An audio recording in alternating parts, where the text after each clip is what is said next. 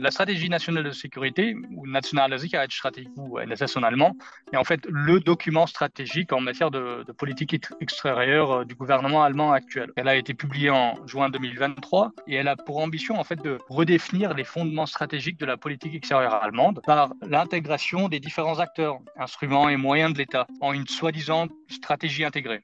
En Allemagne, les sociodémocrates, les écologistes et les libéraux ont présenté un contrat de coalition qui va guider leur politique pendant les 4 prochaines années. Retour à la rigueur budgétaire, hausse du salaire minimum, sortie accélérée du charbon, politique climatique ambitieuse, légalisation du cannabis. Tels sont les principaux points d'un document qui fait près de 180 pages. Un compromis, donc, 2 mois après les élections législatives marquées par la défaite des conservateurs. Les Verts pourraient peut-être récupérer 2 gros portefeuilles dans le prochain gouvernement. Dans le ciel ukrainien, un avion de chasse russe à basse altitude. Les cris d'un enfant et la terreur d'une famille.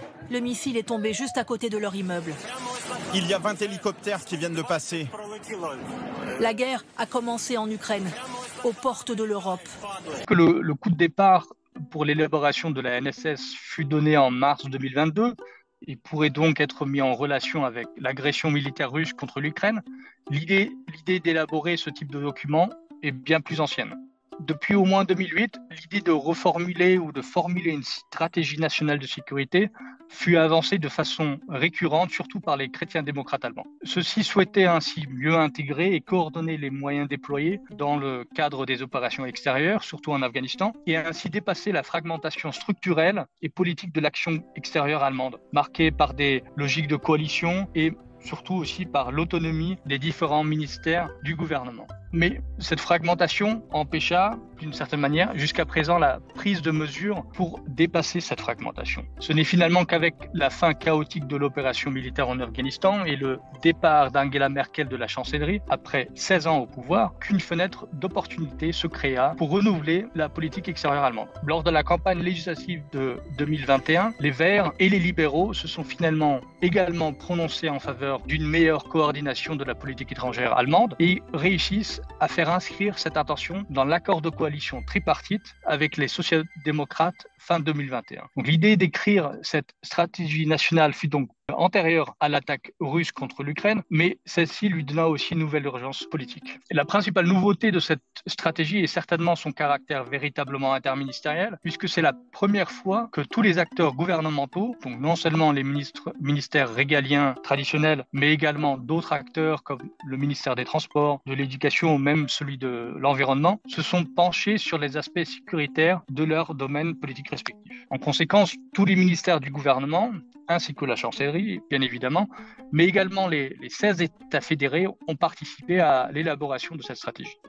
Et de par cette participation des différents acteurs politiques à tous les niveaux, et de par son ambition, il s'agit en fait d'un document de rupture qui se différencie clairement des livres blancs précédents, qui se limitaient principalement à la politique de défense et furent essentiellement établis par le ministère de la Défense en coopération avec le ministère des Affaires étrangères. Ceci a permis de sensibiliser certains acteurs gouvernementaux aux questions et aux raisonnements sécuritaires qui n'y étaient pas habitués ou confrontés auparavant. La principale innovation conceptuelle, cependant, est certainement la soi-disant stratégie intégrée, qui souhaite en fait étendre le concept de sécurité en réseau de 2006 à l'ensemble des champs politiques, avec pour but de créer une synergie entre les différents acteurs, les différents instruments et moyens gouvernementaux au service d'une action extérieure plus cohérente et stratégique en fait. La stratégie se donne donc pour ambition de dépasser la pensée en silo prédominante au sein de l'exécutif et à inciter tous les acteurs nationaux, qu'ils soient étatiques, mais également économiques ou même sociaux, à développer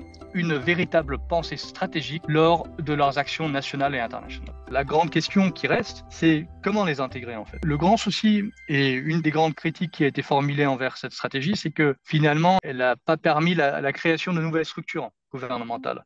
Donc quelque chose de semblable au SGDSN par exemple, qui manque en fait.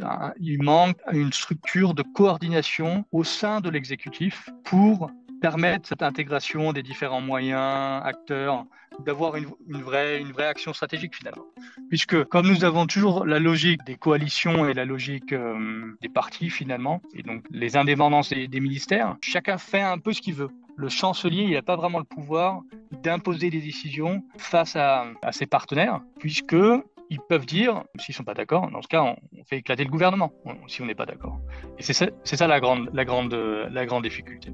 Donc l'armée allemande est, comme la plupart des armées européennes, confrontée à des problèmes de recrutement, mais également au besoin de renouveler ses stocks d'armement et à la nécessité de suivre le progrès technologique en vue de se préparer à la guerre du futur. Et des mesures ont déjà été prises dans ce sens, notamment par une restructuration des armées ou du ministère de la Défense, ainsi que par une révision des plans de défense. Cependant, et ce malgré le fonds extraordinaire de 100 milliards d'euros, le principal défi pour la Bundeswehr reste financier, car tout le monde est conscient que les sommes allouées actuellement aux armées ne suffiront pas à combler les désinvestissements des 30 dernières années.